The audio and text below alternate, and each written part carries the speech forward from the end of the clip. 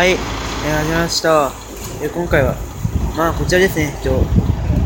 今、JR 水戸駅に来てるんですけど、はい、千葉臨海鉄道が映ってます。このアニメはわかると思いますか？ガールズパンツァーというですね、アニメ。なぜそんなラッピングがあるんでしょうか？一応、なんか間違いあるんじゃないでしょうかね。はい。いろいろね、はい。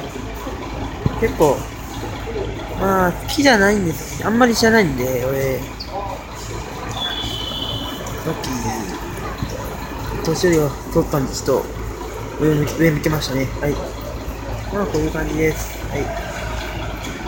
ちょっと宇宙車両行くのをちょっと、夢にちょっと、はい。時々出てます。ご視聴ありがとうございました。